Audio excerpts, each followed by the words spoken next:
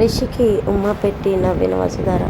అవునండి, ఇంకా రేపు రాబోయే కథలో ఏం జరుగుతుంది ఏంటనేది ఇప్పుడే ఇన్స్టాగ్రామ్లో చూసి మీకు వీడియో పోస్ట్ చేస్తున్నా. ఇక్కడికి వీడియో నచ్చితే తప్పకుండా లైక్ చేయండి, సబ్స్క్రైబ్ చేసుకోవడం అస్సలు మర్చిపోకండి. సో వీడియో స్కిప్ చేయకుండా చూడండి. తప్పకుండా మీ లైక్ అయితే ఇస్తారని మనస్ఫూర్తిగా ఆశిస్తున్నా. వసుధార అయితే రిషిని కాలేజీకి తీసుకెళ్తుంది కదా. కాలేజీకి తీసుకెళ్ళిన తర్వాత రిషి అయితే మేడం గారు అటు కాదండి ఇటు అని చెప్పగానే, చూసారా సార్, మీరు నా రిషి సార్ అని నా మనసుకు తెలుసు, మీకే అర్థం కావట్లేదు నేను నీ వసుధారని, మీరు ఎందుకు సార్ ఇలా చేస్తున్నారు అని చెప్పి వసుధార అనుకుంటుంది. ఇదిగో మళ్ళీ మీరు నన్ను రిషి సార్ అనొద్దు, ఇప్పుడు నేను మీ రిషిని కాదు రంగానని నిరూపించుకోవడానికే వచ్చాను అని చెప్పేసి ఇంకా రిషి అంటూ ఉంటాడు. సర్లే సార్ పదండి అని చెప్పేసి వసుధార రిషిని తీసుకుని వెళ్తుంది. అయితే ఇంకా మహేంద్ర అయితే రిషిని చూడకుండానే కారు ఎక్కుతాడు కదా. కొంత దూరం వెళ్ళినాక మహేంద్రకైతే కారు అద్దంలో వసుధార రిషి కనిపిస్తాడు. ఒక్కసారిగా మహేంద్ర కారు ఆపి గబగబా పరిగెత్తుకుంటూ వచ్చి రిషిని వెనక నుంచి ఆఫ్ చేసుకుంటాడు. నాన్న రిషి అని చెప్పేసి అంటూ ఉంటాడు. షాక్ అయిపోయి ఇంకా అలాగే చూస్తూ ఉంటాడు రంగా మహేంద్రకి వెళ్ళి. అలాగే డాడ్ అని మనసులో అనుకుంటూ ఉంటాడు, కానీ ఎక్కడ బయటపడడు.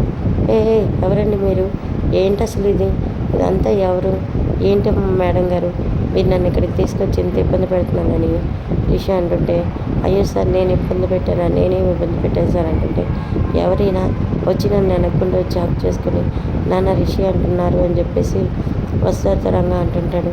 ఒకసారి సరిగ్గా చూడండి సార్, ఇతను ఎవరో మీకు నిజంగా తెలియదంటే తెలియదని చెప్తున్నా కదా, ఏంటి నీ గోళ, వెళ్ళు ఇక్కడి నుంచి అని చెప్పేసి మహేంద్రని వెళ్ళమంటాడు. అమ్మ వస్తారు, ఏమైందమ్మా రిషిక్ అంటే, ఏమో తెలియదు మావయ్య, అందుకే ఇక్కడికి తీసుకొచ్చాను, తన పేరు రంగా అంట, రంగాక రాధమ్మ వాళ్ళ ఇంట్లో ఉంటున్నాడు, ఇంతకీ రాధమ్మ అంటే ఎవరో తెలియదు కదా, అవన్నీ తర్వాత చూద్దాం మావయ్య, ముందు లోపలికి వెళ్దామని చెప్పి వస్తారు అంటూ ఉంటుంది. ఇంక లోపలికి తీసుకెళ్ళిన తర్వాత స్టూడెంట్స్ అంతా ఒక్కసారి రిషి సార్ అని రిషిని చుట్టుముడుతూ ఉంటారు. రిషిని చుట్టుముట్టడంతో రిషి ఒక్కసారిగా నా మీద నేను కనిపించకపోయినా ఇంత అభిమానం వీళ్ళందరికీ ఉంది, వీళ్ళ నుంచి దూరంగా వెళ్ళటానికి కారణం రంగా నా ఈరోజు నేను ఇక్కడ ఉండటానికి కారణం, ఆ రంగా అనేవాడు లేకపోతే నేను రిషిగా మళ్ళీ తిరిగి వచ్చేవాడిని కాదు. నేను ఎట్టి పరిస్థితుల్లో ఆవేశంలో కానీ నిజమైతే చెప్పను, ఎందుకంటే వసుధార లేకపోయినా ఉండగలుగుతాను, కానీ రంగా లేడని తెలిస్తే నిజంగా రాదమ్మా బతకలేరు, వాళ్ళ కోసమైనా నేను రంగాక మళ్ళీ తిరిగి ఇక్కడి నుంచి వెళ్ళాలని రిషి అనుకుంటుంటాడు. ఇంక వస్తారా రాని సరే మీ ఎండీ జైల్లో కూర్చుందానని రిషిని తీసుకెళ్తూ ఉంటే రిషి అయితే చాలా కోప్పడుతూ ఉంటాడు. మేడం గారు మీకు ఏమైనా మైండ్ పోయిందా అని చెప్పి అంటుంటాడు. మరి తర్వాత ఏం జరుగుతుంది ఏంటో చూద్దాం.